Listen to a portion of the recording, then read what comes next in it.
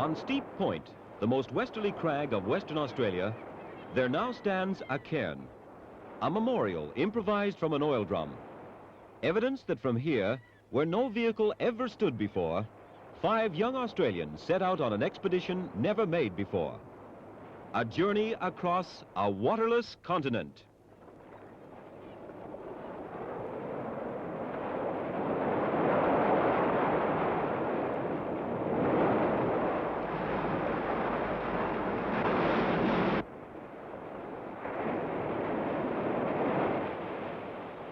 Water is all important on this journey, but none more than this.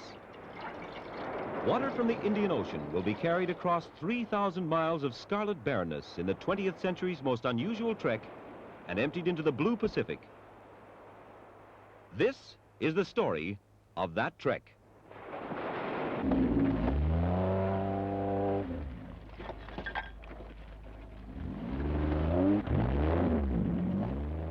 At the beginning, as for most of the journey ahead, there is no road. The last 100 yards to Australia's rim took a morning to cross. Now it takes an afternoon to recross.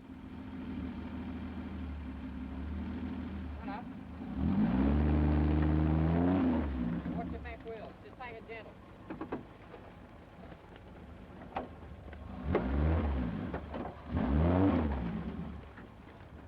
Hold on.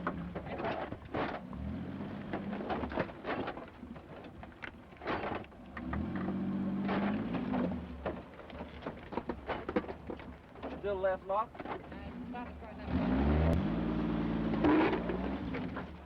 No one has done it before.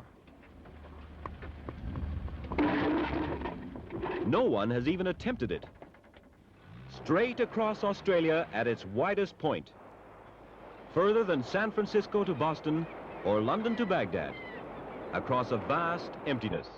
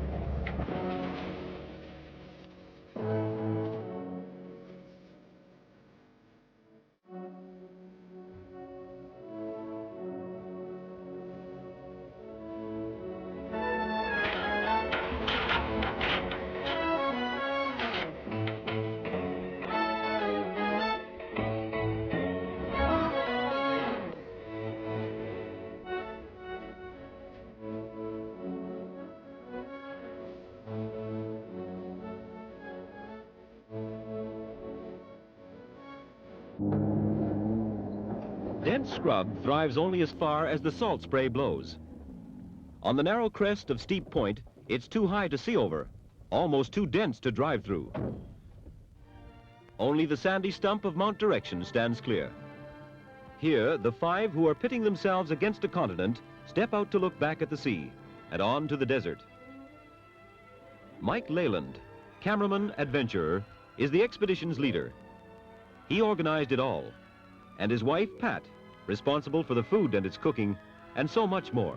Ted Hayes, the mechanic with a big job ahead.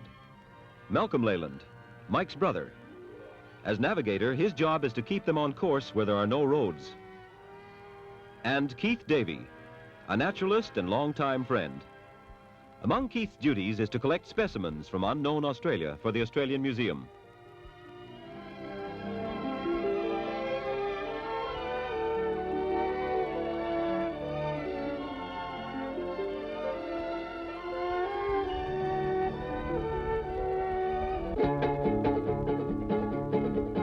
It's a big, big country that we live in. It's a big, big country, I say. It's a big, big country that we live in. And the good Lord made it that way. From west to east, it's a long, long way to Byron Bay. From Steep Point on the west So very far away, 3,000 miles overland with hardly a track, through Australia's vast outback. From the coast we travel to the inland, where many an explorer faced death at first hand. Carnegie, Forrest, Warburton, big names, who tried to cross first the waterless plain.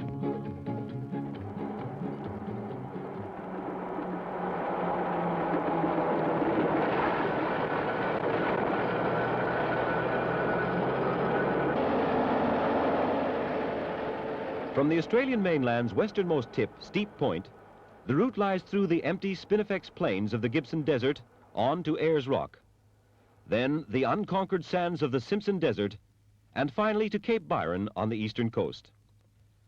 Across Australia at its widest. Steep Point is behind, but not far. At the base of its finger into the ocean is Crayfish Bay.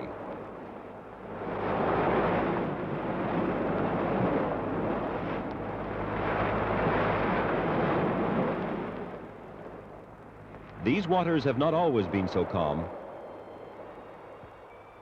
4 centuries ago, Dutch seamen from the Spice Islands were driven ashore here by gales, and to this day, the mast of their long-forgotten ship lies weathered on the beach.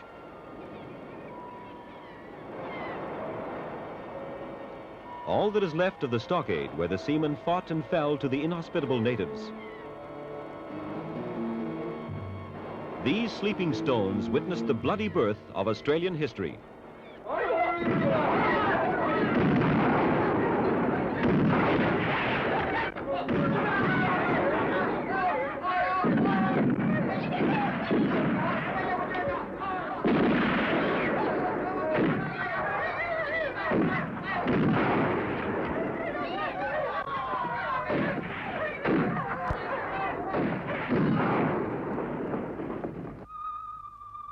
Today, the only record of the massacre in Crayfish Bay is in bone, bleached by the sun and wind of centuries.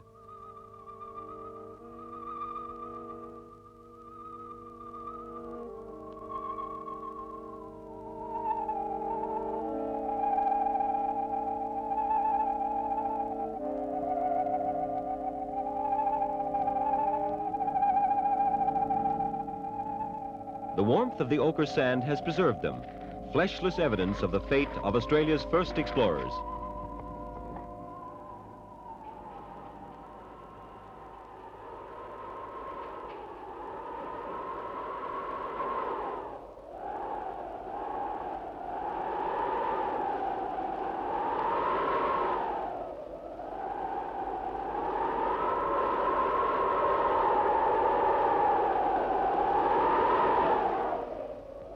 Mike holds history in his hand. The Dutchman died from a native's club.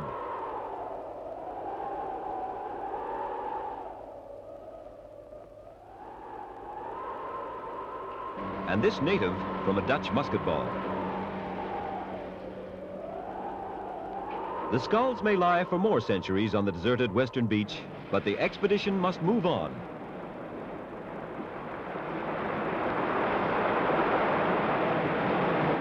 It took 4 days to make the journey to Australia's Land's End and back. For this time, much of the bulky equipment was left with most of the supplies in a base camp a few miles from the coast. Sunlight was giving way to headlights by the time the Land Rovers returned.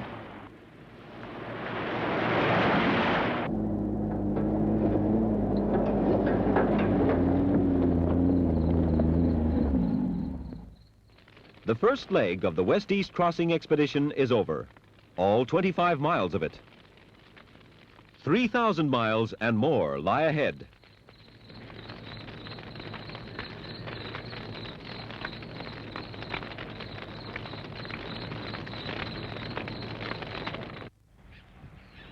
Daybreak and the job of packing. Already the 2 vehicles and their specially built trailer are in country so isolated that everything has to be carried. There are no corner stores out here. Everything that might be needed has to be stowed, and that includes a motorbike. And there still has to be room for 5 people.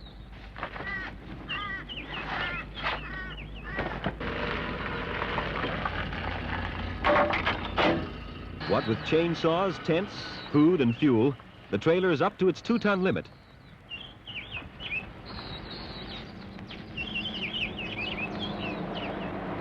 First stop on the trek is Tamala, a sheep property at the head of Shark Bay.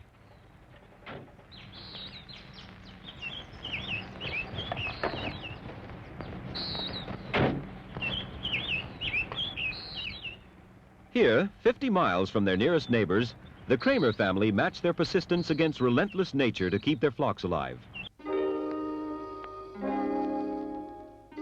This is a quarry, a strange quarry at a place called Hamlin, where slabs of shell brick are cut from the ground.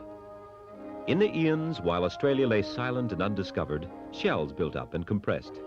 Now they lie firmly welded, waiting to be cut for farm homes.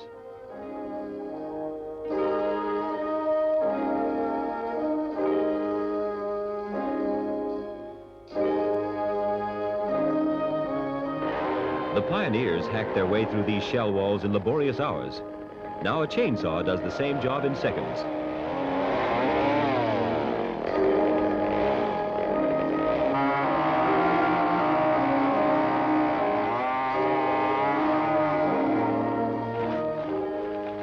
The shell bricks are so light that 2 arms can lift what would need a crane in brick or stone.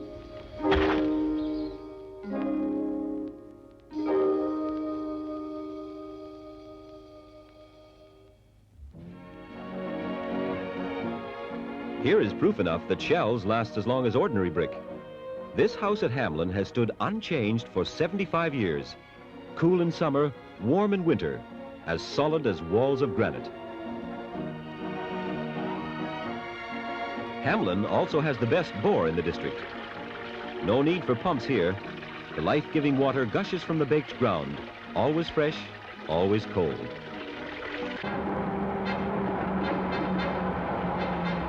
On again, and for a few miles the bitumen of the Northwest Coastal Highway is a welcome relief.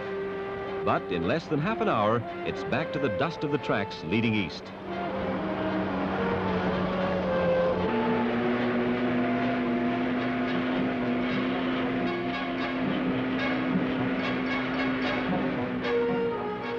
East lies Calathera Springs, the wide-spreading property of George Latham, diligently guarded by Bridget, the pet donkey.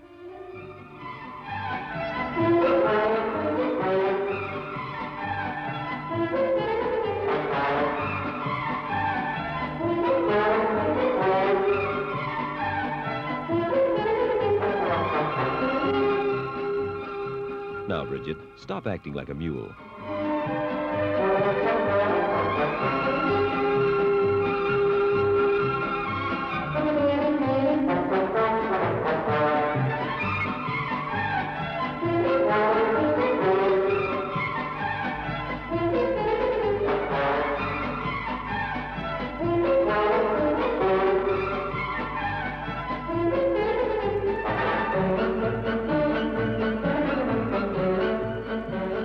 At Calathera Springs, the price of man's struggle to survive on the desert's fringe is all too clear. It's a big, big country that we live in. It's a big, big country, I say. It's a big, big country that we live in. And the good Lord made it that way. 100-mile detour, not in the plan. The Calathera Spring by George Latham. Mules, sheep, galahs, cats. Ooh, what a strange abode, but a welcome sight on a bumpy road.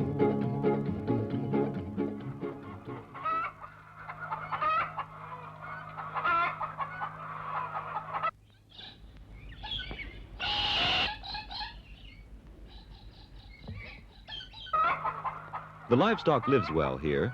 There's plenty of food and water, but the desert is just beyond the fence line.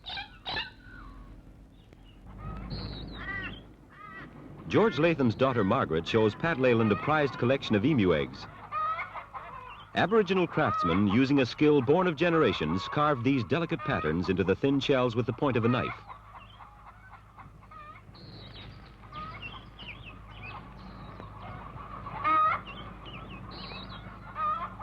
Perhaps long before the Europeans adopted it, the graceful black swan was the emblem of the awesome expanse that is Western Australia. The expanse proves too much for Malcolm's Land Rover. With the first of the desert roads and the added weight of water and fuel in the trailer, the rear differential shatters.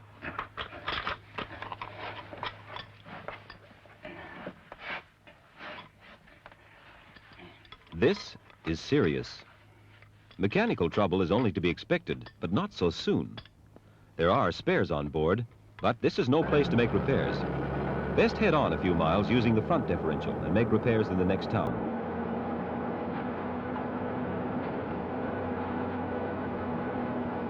Hold it! There's the biggest goanna seen yet. And Keith Davey fancies it for a specimen.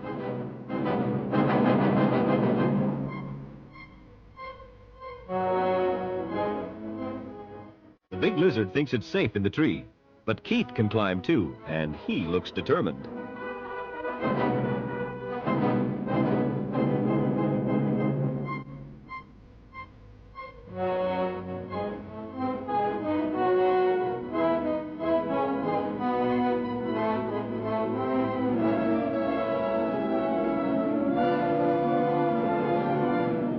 All we need now is a photo for the record. Closer, please. That's better. Now smile.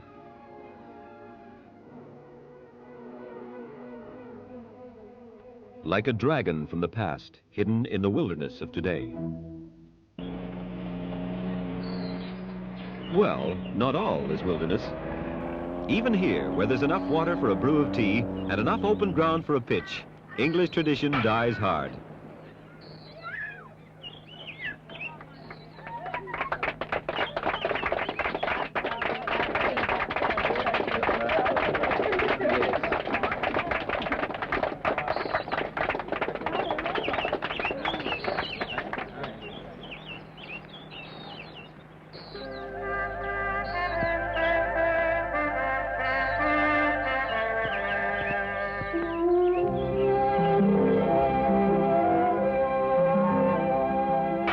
Yes, it's cricket. The pitch hasn't much green on it, and the outfield is a bit rough and very fast, but the spirit is the same. The spectators haven't quite the facilities of a Melbourne cricket ground, or a Lord's, or a Yankee Stadium, but they are catered for. And they come from 100 miles around over dusty roads or empty air lanes to enjoy an afternoon at the grand old game.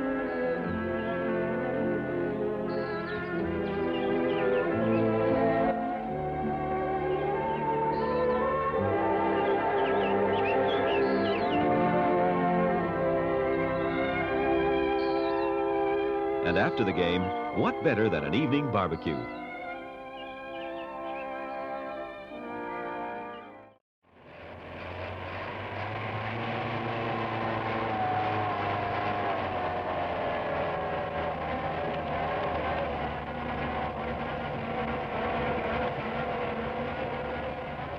Welcome to Meekatharra, the first settlement of more than a dozen people on the cross-Australia journey.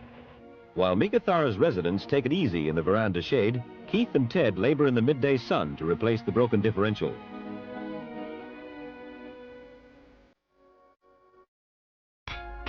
Even Meekatharra couldn't provide clinically clean facilities, but it is better than the bush as a place to make repairs. And the diff isn't the only thing to be repaired.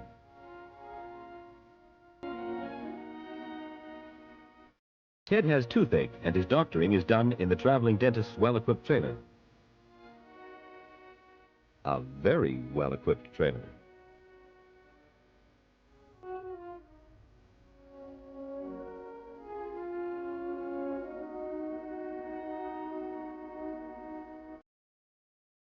Fill her up, please.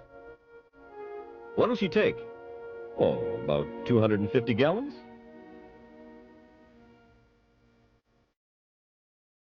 Even allowing for the few full cans still on board, that's a lot of 5-gallon cans to be filled.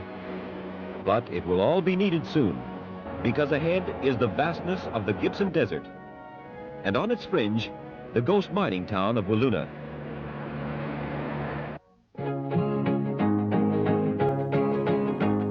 Out on the fringe of the great Gibson Desert, there once was a town of great fortune come there to settle. Now 10,000 people have all gone away. Walloona, Walloona, oh, what have you done to the wives and the husbands, their daughters and sons, to the men who have made you from sweat and from toil? For what? Just a shell and a big lump of soil. The pub on the corner is empty and bare, all knocked around and in disrepair. The doors are wide open, no welcome is there, and no one around to give any care. Walloona, Walloona, oh, what have you done to the wives and the husbands, their daughters and sons, to the men who have made you from sweat and from toil? For what? Just a shell and a big lump of soil. Machinery rusted around the gold mine. The diggings have weathered the sands of time. The cars are abandoned, it seems such a crime. The T-model Ford is in need of a shine. Walloona, Walloona, oh, what have you done to the wives and the husbands, their daughters and sons, to the men who have made you from sweat and from toil? For what? Just a shell and a big lump of soil. Now up on the hill at the back of the town, there is an old graveyard with weeds all around. The headstones are tilted, there's nary a sound, as the wind blows so gently on this hallowed ground.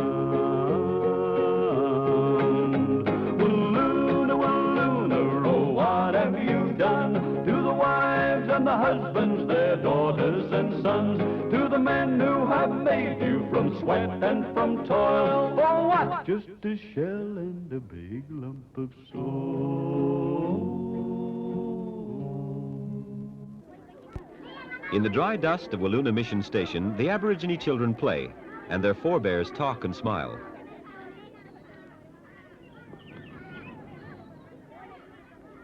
Pastor and Mrs. Vaughn, who run the mission, had words of welcome for the travelers, and the children had smiles of curiosity. But the old men smiled only with their faces. They spoke in warnings.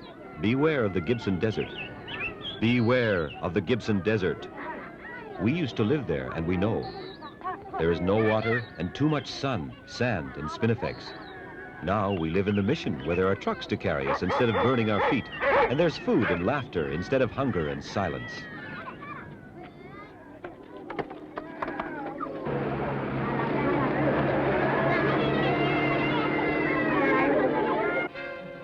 The Gibson may be dry and dusty, but there are tracks of a sort, enough to keep a four-wheel drive vehicle moving. And there is wildlife. Once it fled the black hunters. Now it fears only a camera and starvation. Rain has fallen lately, and some of the creeks are still running. These water holes attract plains turkeys and other birds. Even this far into Western Australia, someone is wresting a living from the barren earth. Mrs. Linky, the owner of Carnegie, welcomes the 5 strangers who roll in from the dust. She offers them the use of the old homestead a mile or two away.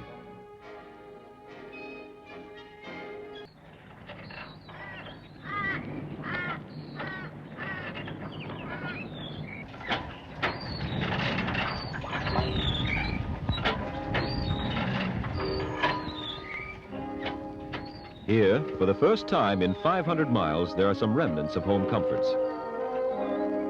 Who would expect in an abandoned homestead in the desert such luxuries as a bath? Even if the hot tap does lie, a cold bath is still a bath. What's more, in the bathroom, there's a mirror.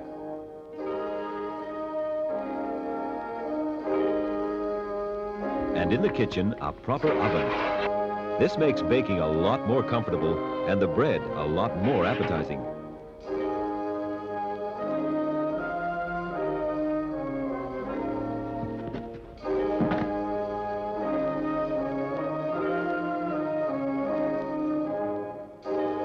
in the bedroom, such extravagance.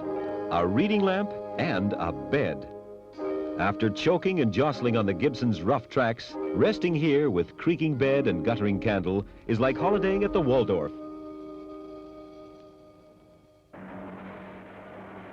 East of Carnegie, there is nothing.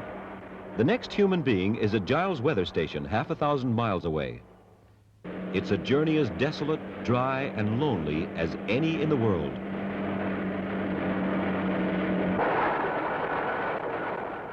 This is the mighty Gibson Desert, the home of heat, spinifex, a few surviving mulga trees, and very little else.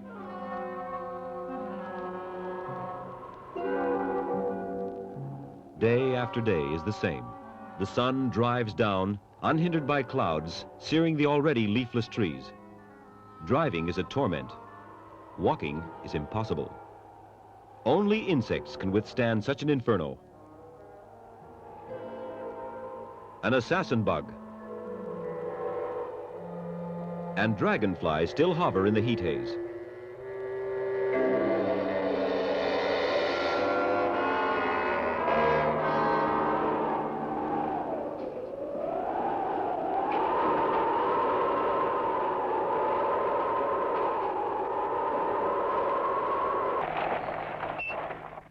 The road across the waste, if it deserves a name at all, is the Gun Barrel Highway. 8 years ago, when men and machines drove this track towards Giles in long, straight stretches linking horizon with horizon, they left this plaque. The tree has fallen now, but the plaque still marks their passing. The Gun Barrel Highway, surely the loneliest road in the world, reaches from Walloona to Giles weather station and then on to Mount Olga. 8 years ago, the road was passable. Now, growth, occasional rains, and wind-scoured channels make it so rough that today's travelers often find it easier to smash their own path through the roadside scrub.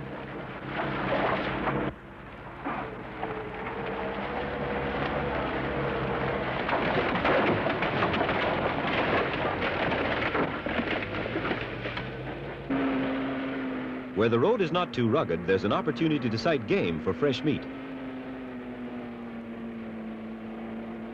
Malcolm spends hours on the hot metal waiting for a shot at a kangaroo.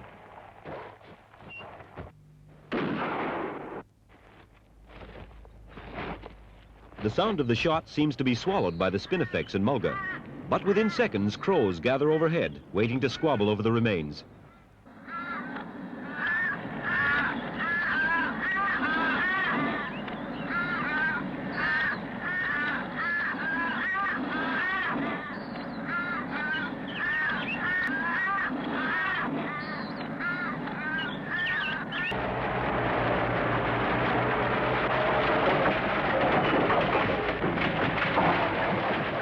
This sort of travel is hell on vehicles. Smashing a path puts a frightening strain on everything. It's no surprise when something snaps. But it snaps in the one place where no trouble is expected, on the trailer. And there are no trailer spares. Luck is riding with Ted, the mechanic. The camel dray spring has lain abandoned in the sand for years. It needs imagination as well as skill to improvise a splint in the desert. But Ted's got them, and the trailer can move again.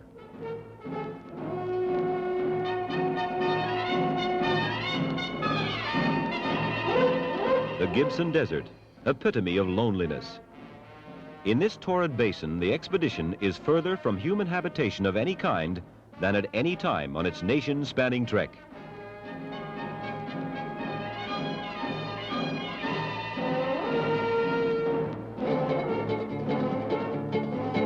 It's a big, big country that we live in. It's a big, big country, I say. It's a big, big country that we live in. And the good Lord made it that way. The Gun Barrel Highway, straight as an eye, as if carved by a mighty hand. From way on high, it leads from Walloona through to Giles, where weather's recorded for Woomera's missile.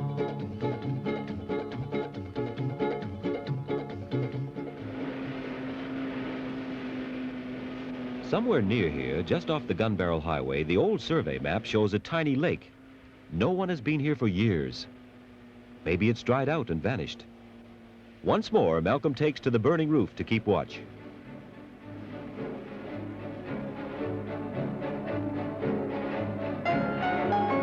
This is Lake Gruzka, a tiny dot on the man-made maps, but a genuine oasis in this nature-made wilderness.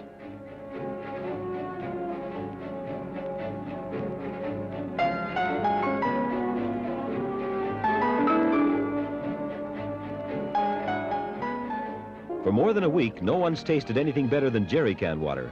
This is sweeter. It's also the blossom bringer for the profusion of wildflowers that grow round the lake edge.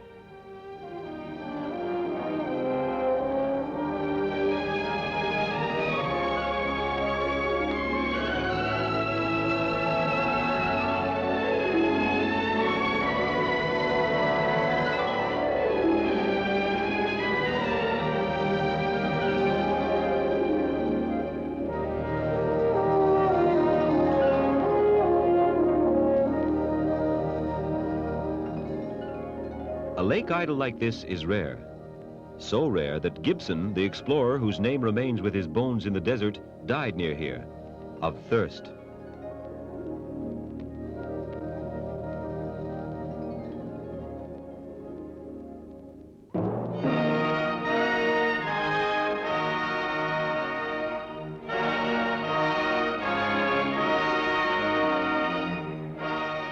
The convoy moves on.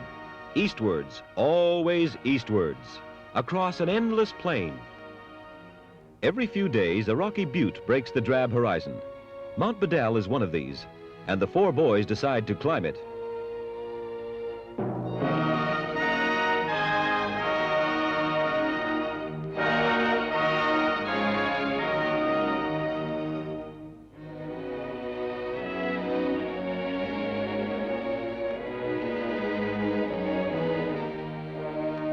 That's the way they came, and it's exactly the same ahead. A grasshopper. The desert's heat does strange things to nature's coloring. Stay quiet and watch for a few minutes, and the abundance of living things, even in this wilderness, is soon obvious.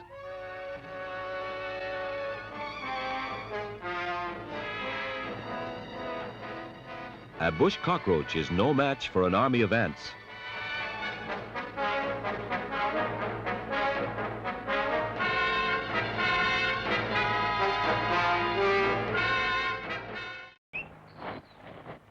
Pat, on an exploration of her own, finds an emu's nest.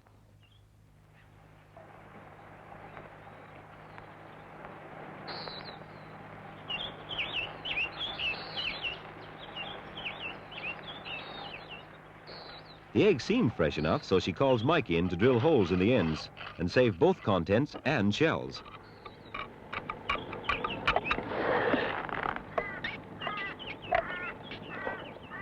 The whole camp is curious, including Stumpy, the pet lizard, as one emu's egg, as much as a dozen hen's eggs, is whipped up for breakfast. Scrambled emu's egg.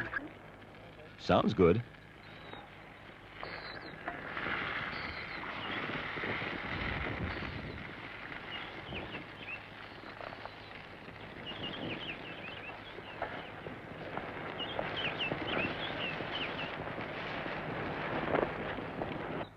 Tastes good, too. Looks all right. Pass the salt now? That's pretty good, too. Good things. He wouldn't out from hen's egg, would he? Everyone agrees.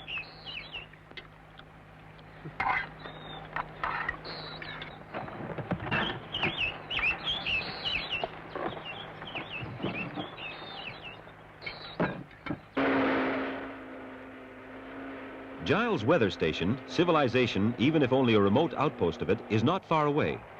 Everyone agrees it's time for a cleanup, and according to the map, there should be some small water holes beside the road. The water looks clear, doesn't it? It looks like there might be a bit of pond life in there, too. Tell you what we could do, we could have a wash. Yeah, that'd be a good idea. How's it play?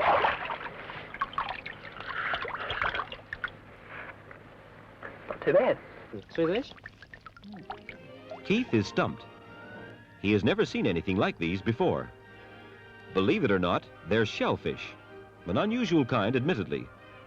They're called ostracods.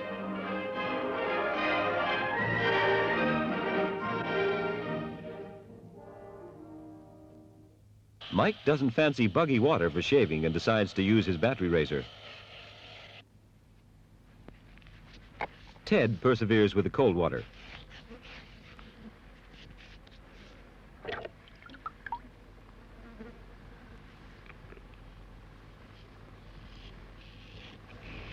Keith decides not to shave at all, but joins the others in a cool wash, a real refresher, almost respectable. Now for the last few miles through the Rawlinson Ranges to Giles. It took months to make special arrangements to win access to the weather station. So the expedition knows that at this one place, if at no other, they're expected. Giles exists as a weather station because Woomera was built as a rocket range hundreds of miles away to the southeast. The rocket launchers needed precise weather information, and the only way to get it was to build a weather station in the desert. Since then, Giles has been so isolated that men posted here expect to stay only 6 months. All except those in charge. At present, that's Alec Crow, posted here for 3 years. Visitors to Giles are a rarity, but the readings go on just the same. A report from here may mean no washing on Monday for a Sydney housewife 2,000 miles away.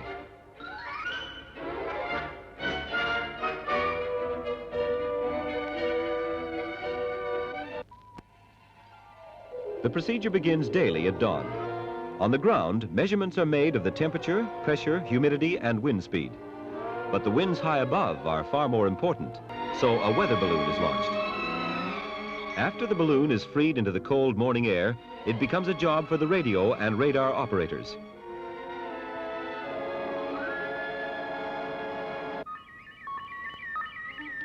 While the radar man tracks the balloon and keeps a constant record of height, direction, and speed, the radio man monitors its radio SON signals. Together, they build an accurate picture of the speeds, temperatures, water contents, and pressures in the upper air.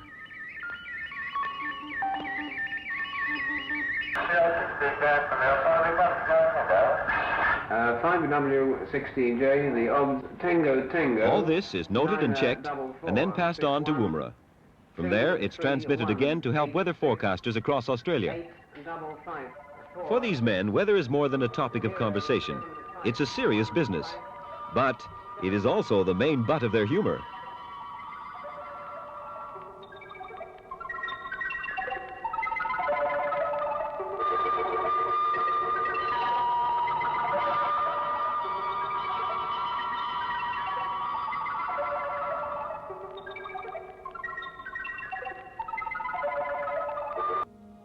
While the expedition is camped at Giles, the Rawlinsons cower under storm clouds, which bring the first rain for 8 years.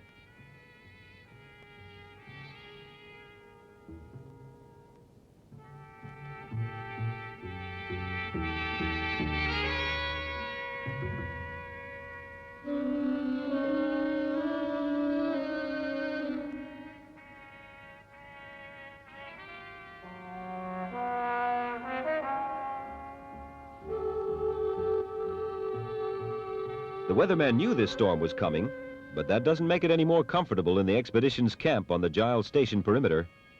For Pat, cooking is a heartbreak. Who can keep a fire alight in this sort of downpour?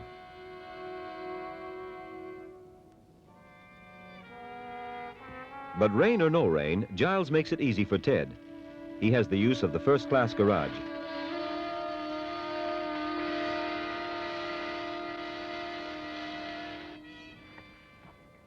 The damage done on the Gun Barrel Highway is soon put right. And the ramp allows Mike to grease in minutes what would have taken hours of uncomfortable squirming in the desert sand.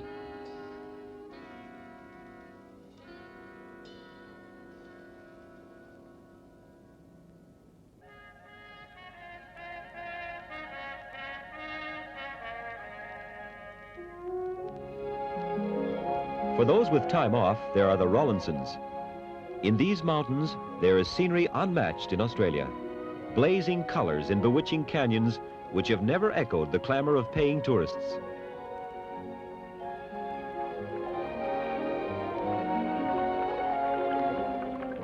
When Giles discovered these mountains in 1873, he also discovered these falls. He named them Alice Falls, and the name remains today, even though no signpost marks their whereabouts.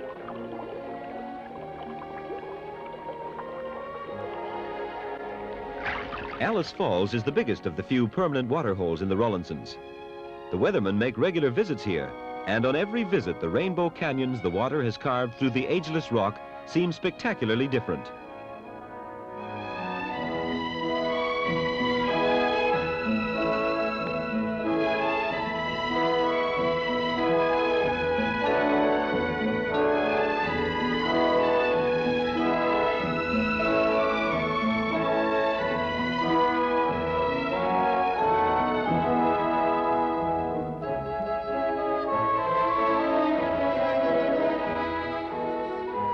Giles explored these same sunset bluffs and shadowed gorges almost a century ago, looking for water to keep his horses alive. Another of Giles' discoveries, marked on his map as a reliable waterhole, is Glen Cummings Gorge.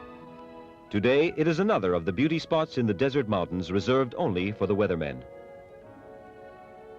This vast, unknown land has always been a magnet for men in search of gold. A handful of the most ambitious have reached it. Even fewer have lived to tell their tale. It's a big, big country that we live in. It's a big, big country, I say. It's a big, big country that we live in. And the good Lord made it that way. Into the Petermans, mighty mountain peaks, Giles aimed to force a way. A passage he did seek. Built Hardy Waterhole and Lassiter's Cave, a land of legends where prospectors came.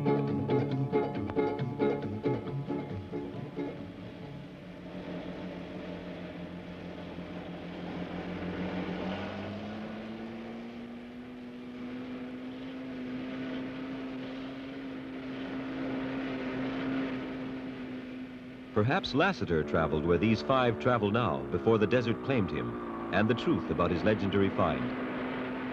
Now that rain has fallen, the scene is softened by fresh needles of green. This easier going is a good place to get used to handling the motorbike.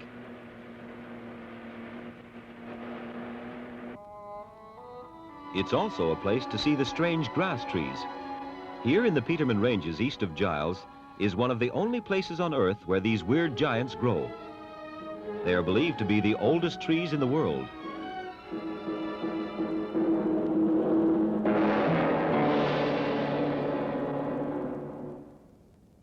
Sooner or later, it had to happen. Forcing the pace over tracks where boulders lie hidden by flour-soft dust mean it's always a risk.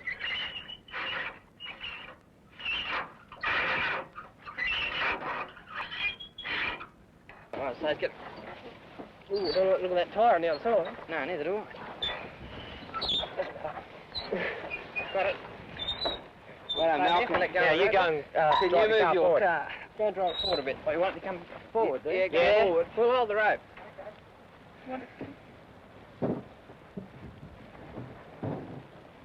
Hold it tight. Yeah.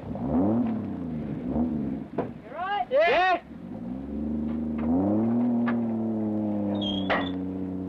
Run out.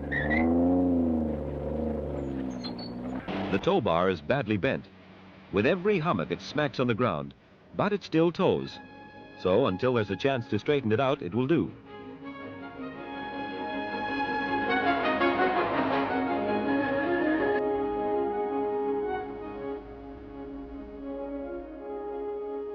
Ahead is Mount Olga, spectacular, awe-inspiring, and silent in the evening air.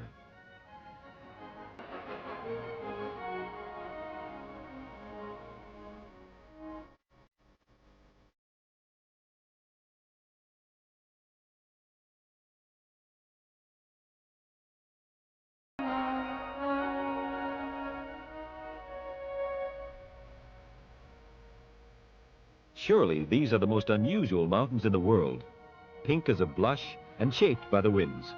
They tower over the barren plain as if cast like a giant's beads.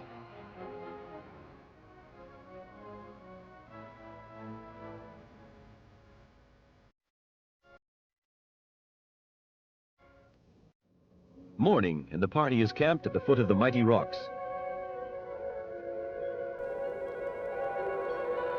Pat chooses to stay in camp for a day's rest, while the four boys set out on a climb. With more ambition than foresight, they decide to tackle what seems to be the highest of the Boulder Mountains.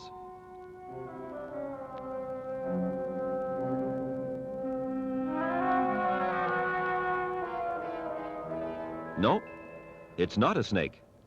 It looks like a snake and moves like one, but Keith knows better. It's only a harmless lizard, and Keith shows the others the tiny legs which make the difference between a snake, which could be deadly, and a lizard you can fondle.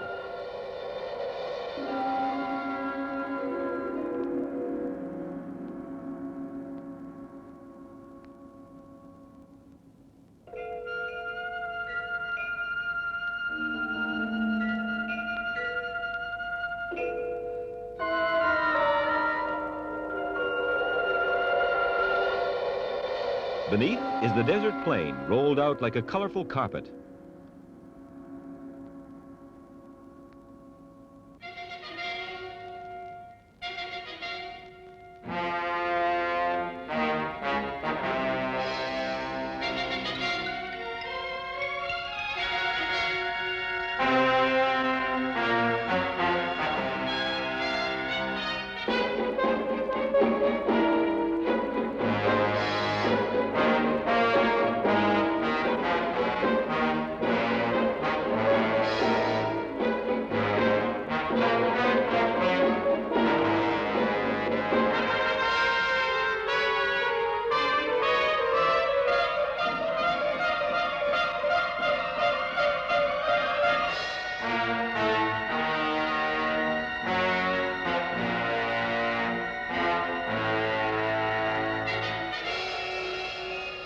On the last upward thrust, the climb becomes hazardous as well as hot. Even the wind has died now, and every step means putting one burning foot in front of the other.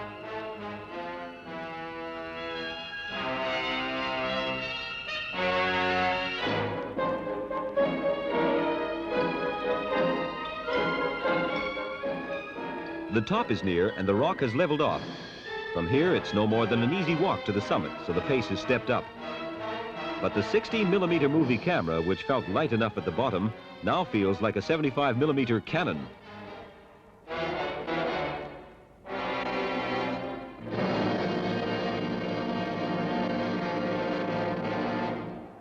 With success comes disappointment. On the top is a cairn, evidence that someone else has been here before. Inside is a notebook, and on its battered pages, 13 still readable names.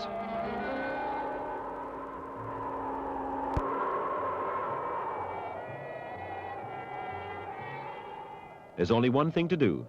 Add 4 more names to the list. Then, with the cairn rebuilt, set off down again. Ahead, away in the distance, is fabled Ayers Rock.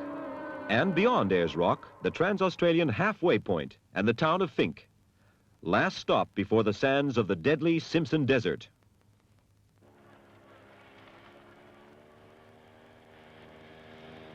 Hundreds of tourists may travel as far as the Olgas, but none climb them. Thousands travel to Ayers Rock every year, and everyone climbs it.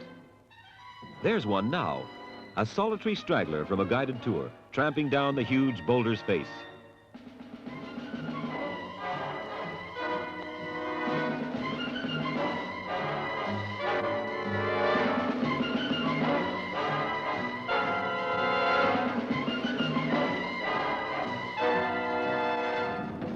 For visitors, the best time to see the world's biggest rock is on a fine, calm afternoon when its blazing color is awesome yet restful. Few see it like this.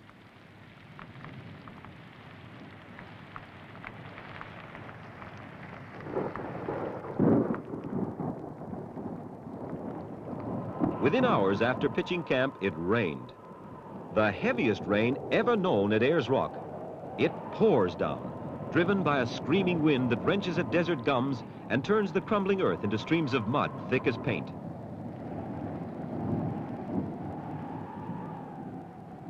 Even this weather doesn't stop Ted.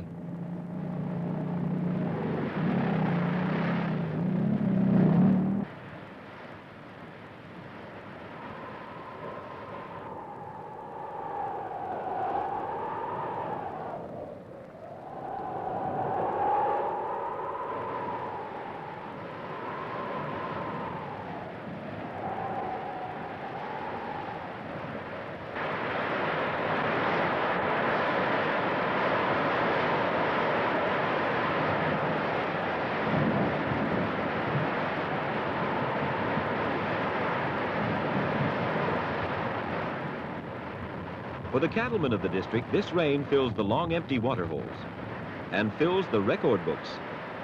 6 inches of rain falls in as many hours to put a sudden end to a drought that has lasted 8 long years. In this weathered old land of small hills and little water, these cascades, which tumble from the mighty rock only once in a decade, are as high as any in the country. In a fit of whimsy, Ted fancies being the first to ride a bike around Ayers Rock as an island.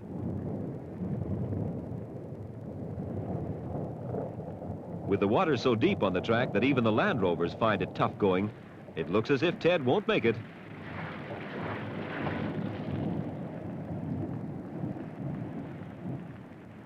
Usually Maggie's Spring is a few inches of cool, clear water hidden in a quiet canyon. And the road leading to it is usually a wheel-rutted track where a cloud of dust follows every visitor.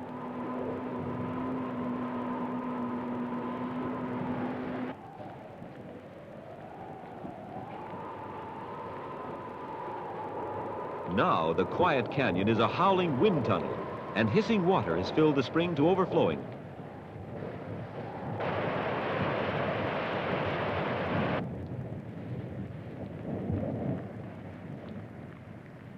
The hollow, carved by the wind all the way round Ayers Rock, is now filled with water like a protective moat.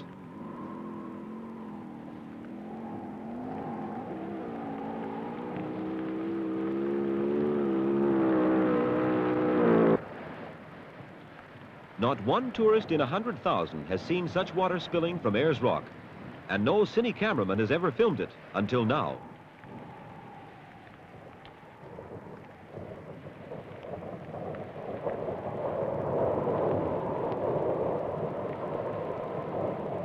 Rain brings new life to Australia's burning red heart.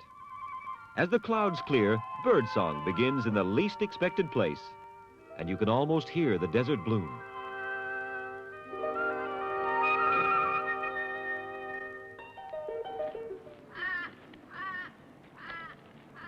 But for some, it has come too late. On again. The going's easier now because the wilderness of the Gibson Desert is behind. But another, more formidable desert lies ahead. And there is half a continent yet to conquer. The passing of Mount Connor, a butte of rock standing wall-sided above the plain, confirms that the halfway mark is only a few miles ahead. But they are a rough, uncomfortable few miles.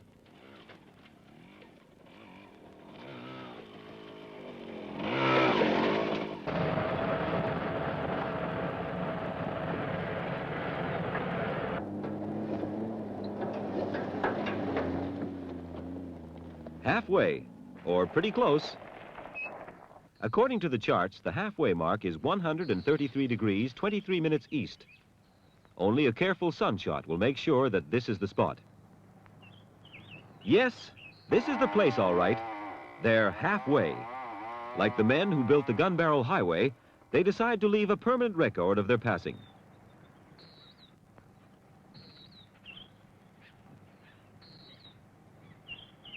The date on the blazed tree under the west-east crossing initials shows 2 months to the day since leaving Steep Point.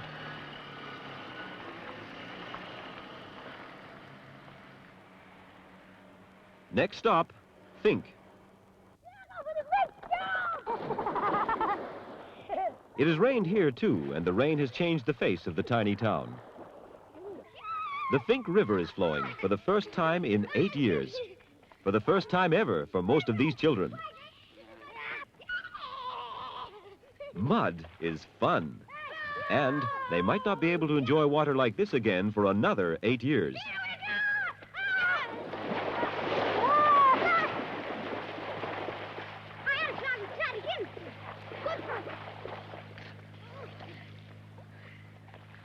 Fink, beside its glistening river, is so quiet it seems the perfect place to rest up for the ordeal of the desert ahead.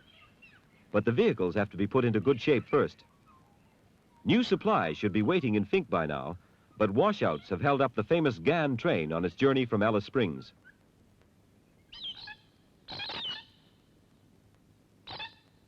There are days to spare. The first job is to straighten out the buckled tow bar.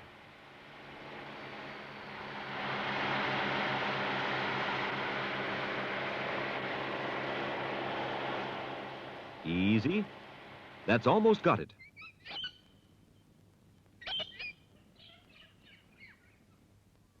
Not perfect, but straight enough to do the job.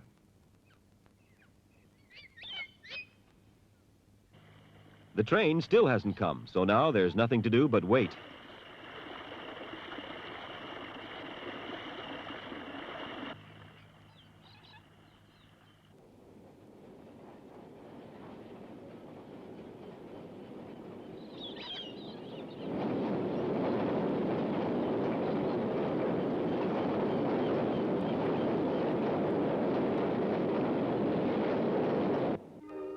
Now into town to load what is needed for the final test, the Simpson Desert.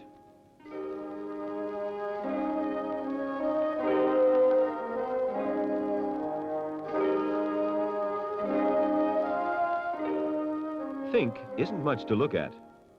The only store is run by the niece of Ted Colson, the man who, 30 years ago, was first to cross the Simpson Desert. He waited a lifetime for the right season, then made the crossing in 16 days with camels. Now Ted Colson's niece supplies the fuel, 250 gallons of it, so these vehicles can make the first crossing of the Simpson by motor.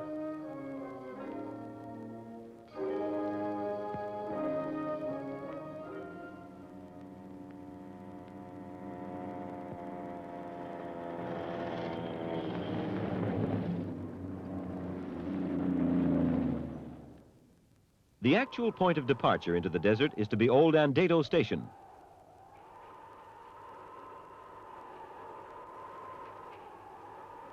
Old Andado was abandoned 8 years ago when the sand moved in.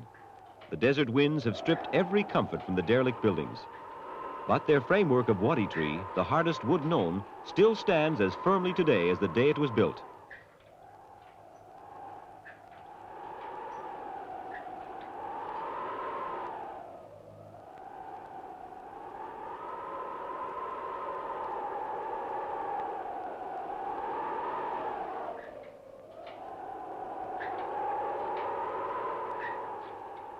If it is a good season, stock can still graze this far into the desert, and water still flows from the old wind pump.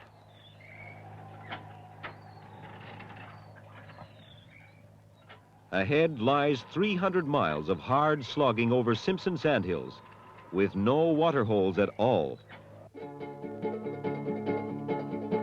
It's a big, big country that we live in. It's a big, big country, I say. It's a big, big country that we live in, and the good Lord made it that way.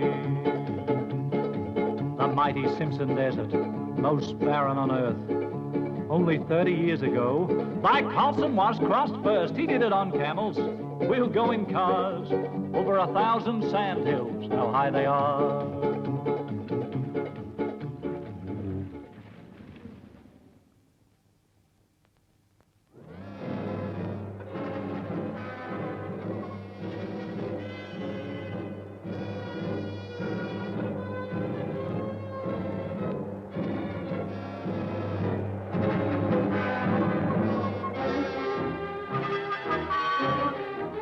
The plan of attack for the endless sand ridges was worked out long before the expedition set out. Ted leads the way on the motorbike, picking out the best path, and the two cars follow. Mike first, testing the shifting sand for grip, then Malcolm towing the heavy trailer.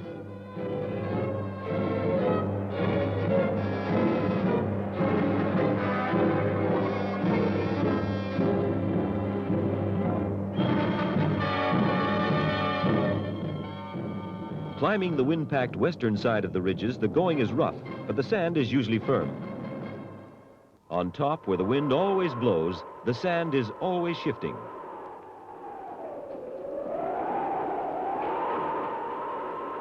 The ridges, some 120 feet high, stretch unbroken to the desert's limits.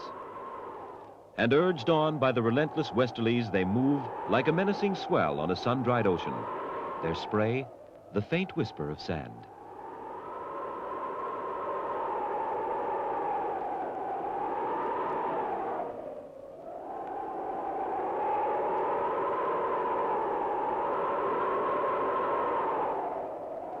Even in the firmer troughs, new ripples are building up, robbing balloon tires of their grip.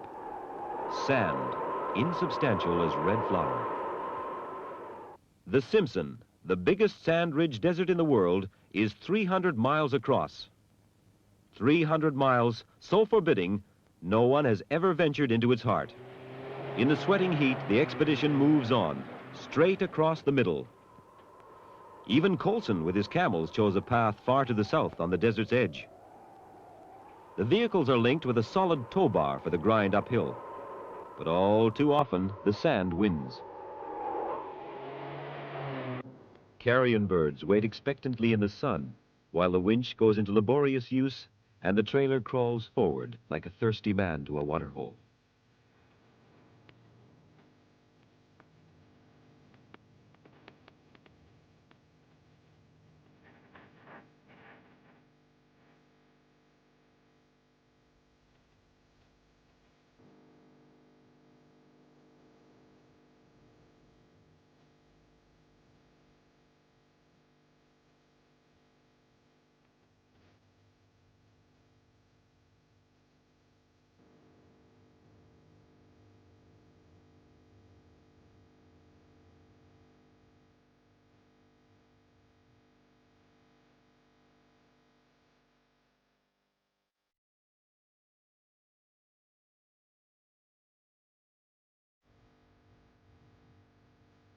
The eastern side of the ridge is steeper, softer, and easier, but the brakes on the trailer's back wheels have to be locked to stop it jackknifing and overturning.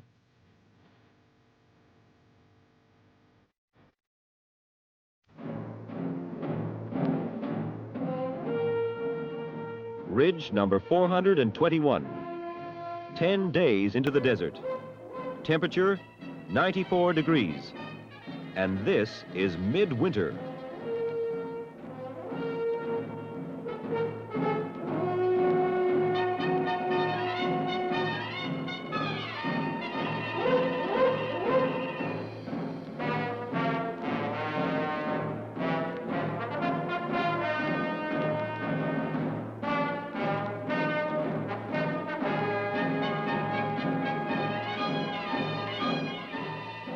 Ridge 540, almost halfway across, and the time to take more bearings to ensure that no irreplaceable water or fuel is lost by straying from the planned route. Straight across.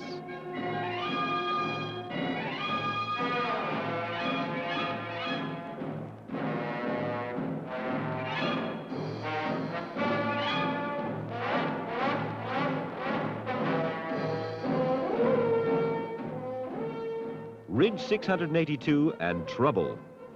The sinking sand is too much for the differential on Mal's vehicle, and it has to be fixed right here in the sand drift.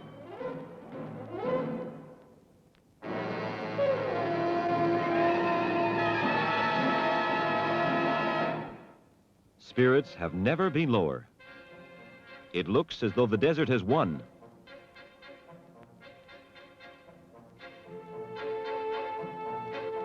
To try and lift the gloom, Pat turns on a desert banquet.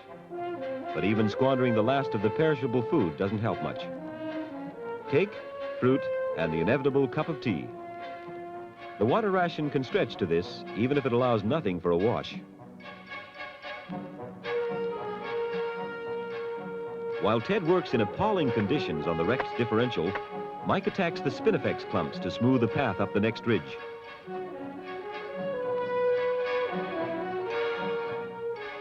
The diff has been patched up and is ready to go. But to ease the load, the solid tow bar is wrestled into place again.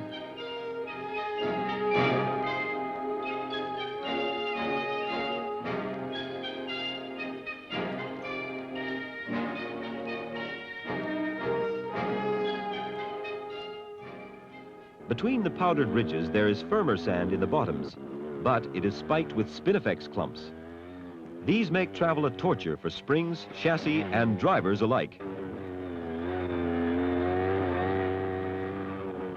This is where Ted's motorbike scouting is most valuable. He pushes ahead to find the smoothest path, and the Rovers follow his twisting wheel tracks.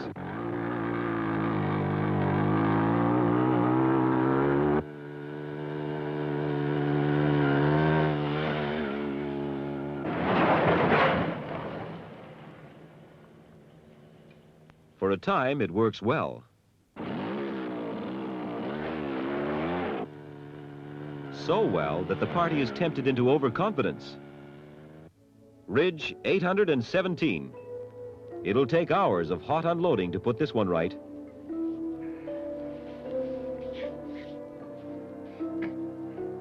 Amazingly, the Indian Ocean flask is still in one piece.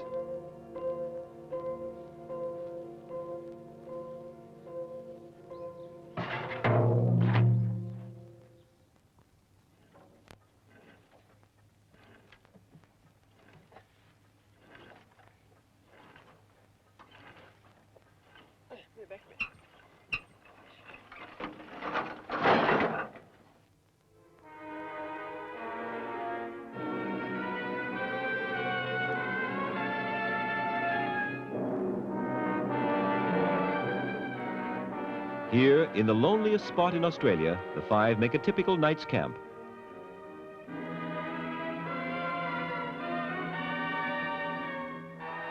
The best protection against the cold of a desert night is a good meal.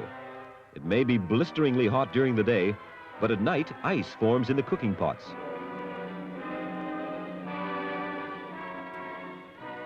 The scent of bread making, nothing like it to revive appetites jaded by a day of despair. Revived by food and a night's sleep, Keith takes the opportunity to look for more museum specimens. Even in the most barren wilderness, there's still wildlife. There are lizards, and the best way to catch the elusive desert skink is to dig it out of its sandy hiding place.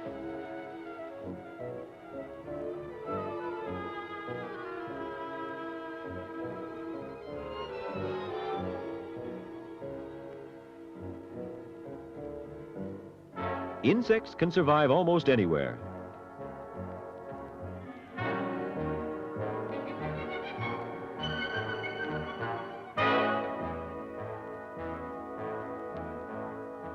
This is such a fine specimen of a bearded Jew lizard, Keith decides to keep it, in spite of its healthy jaws.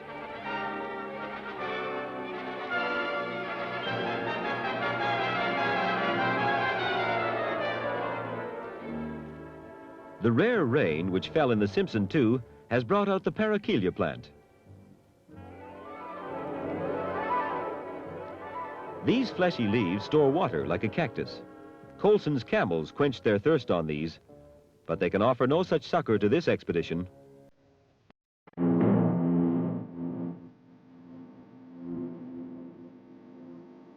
Here, in the very heart of the Simpson, is the most desolate land on Earth. Even the fabled Sahara and Gobi deserts at their worst are not as barren as this. A banded desert snake.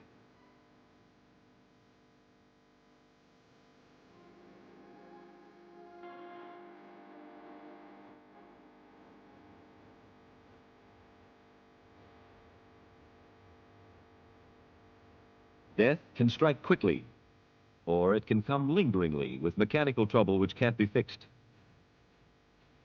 A spring has broken under the sand's battering. There is a spare spring on board, but the bush is also broken, and there's no spare for that. Fiberglass tape is the answer.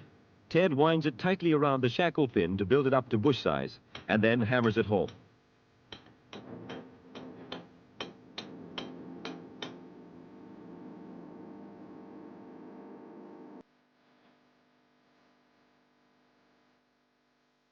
It works, and works well. The party has survived another challenge from the desert. Up and over yet another sand ridge, and an unexpected salt lake. It is dry, but smooth, wide, and exciting.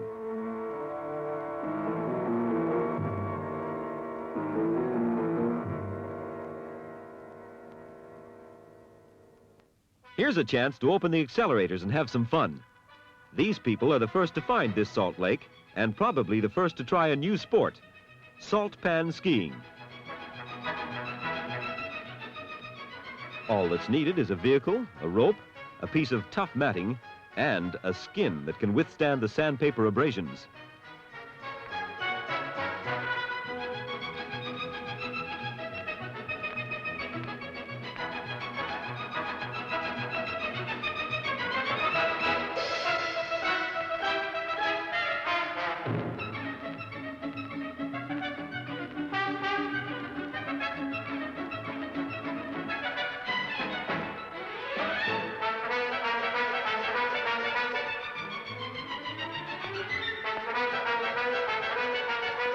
Keith tries it standing up.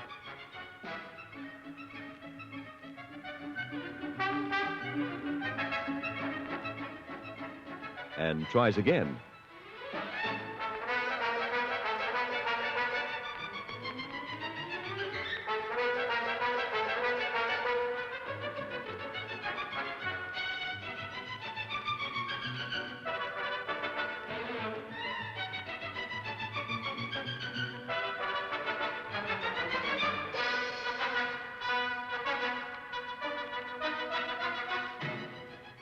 And no water for a wash.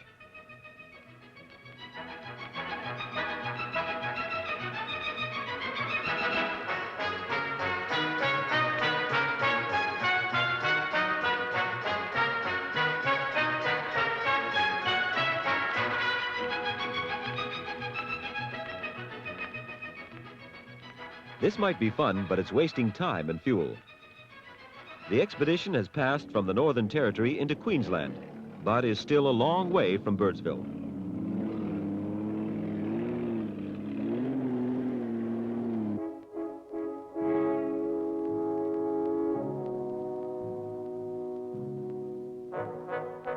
Another shattered differential.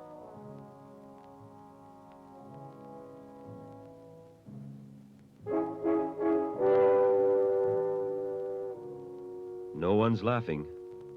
The only parts left to mend this broken diff are the pieces left over from other repair jobs. This time, Ted will have to work a miracle, or the west-east crossing will end here. And the watching eagle knows.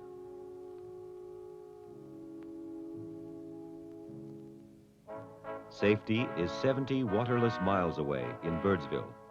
Here in the Simpson, there is heat and sand, and the ghosts of unknown others claimed forever by the desert.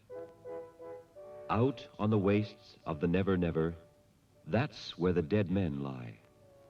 Out where the heat waves dance forever, that's where the dead men lie. That's where the earth's loved sons are keeping endless tryst, not the west wind sweeping. Out where the dead men lie. Where brown summer and death have mated, that's where the dead men lie. Loving with fiery lust unsated, that's where the dead men lie. Out where the grinning skulls bleached whitely, under the salt bush sparkling brightly. Out where the wild dogs chorus nightly, that's where the dead men lie. Mid the heat and the flies and the sand, the miracle has been worked. Ted, knowing 5 lives are the price of failure, has made the differential work. With energy born of relief, he tightens the diff into place. Mobile again, but there are no guarantees for how long. From here to Birdsville, it will be very careful driving.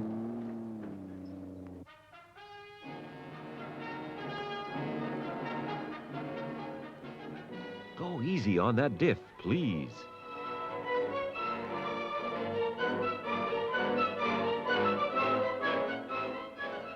Every few miles, the vehicles are checked over. Every few miles, they have to stop and clear out the spin effect seeds, which clog the radiators like a blanket. The water supply is too low to waste any in boiling radiators. Ridge 952, and the differential still holding. Ridge 1047, slow but still going.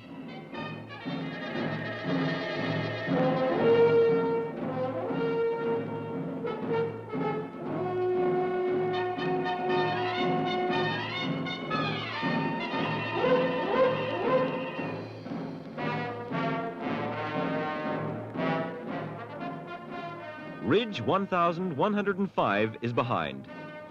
After 22 fiery days, the desert tires are on a track again. The 300-mile Simpson Desert ordeal is over.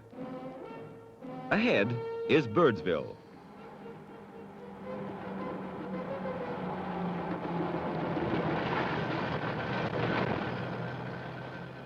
Birdsville, the end of the Birdsville track, and for most travelers, the end of the road. For 2 Land Rovers and a trailer with the trackless desert crossed, it is the beginning of the road again. It is also the beginning of rain. After so much sun, a dreary place to celebrate the conquest of a waterless desert. But at least there is something better to celebrate with than stale jerry can water. Celebrating in these conditions is a cold, cheerless ritual, especially since everyone knows 1,000 unchallenging miles still lie ahead.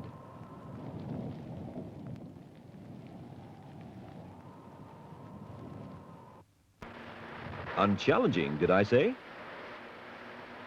The downpour stranded the expedition in Birdsville for a week, and when they did leave, the first to break out of the town, this is what they found.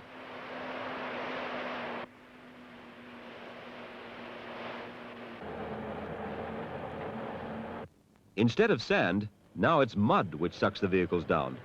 And there's 300 miles of it.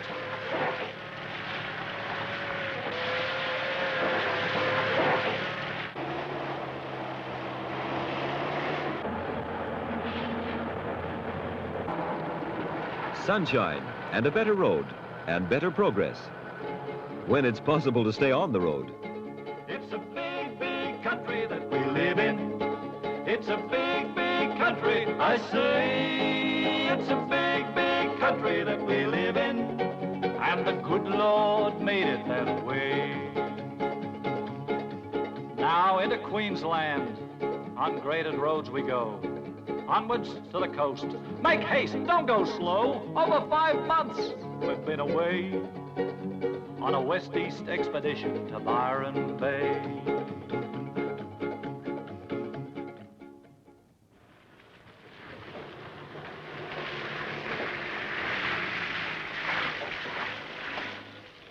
On this custard-like surface, the wide balloon tires have no grip at all. They slip like wet fish on ice. It's impossible to keep straight. Now, Malcolm tows Mike from the ditches instead of Mike towing Malcolm from the sand.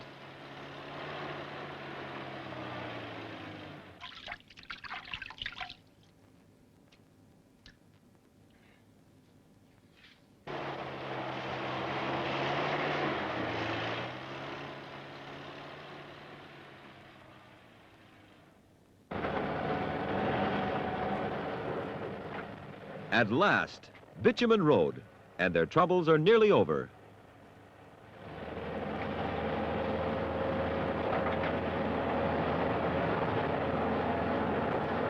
Through the rolling downs and green ranges of Queensland and New South Wales, it's no more than a Sunday drive to Journey's End, the coast. And there it is, Cape Byron.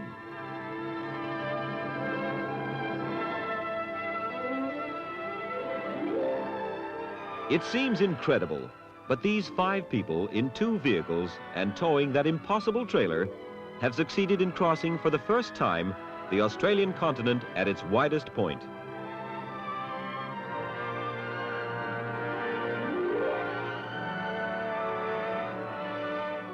The Land Rovers stop where the cliff begins, and the bottle of Indian Ocean water, cherished across 3,000 miles of heat and discomfort, is carried out onto the rocks and into the cool Pacific breeze.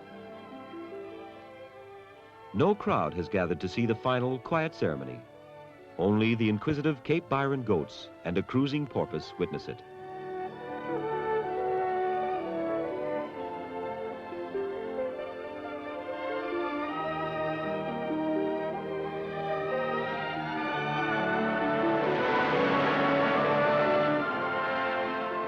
Five months ago, this flask was filled at Steep Point, Australia's most westerly bluff. Now it is returned to the sea, to the Pacific Ocean, at Australia's most easterly shore.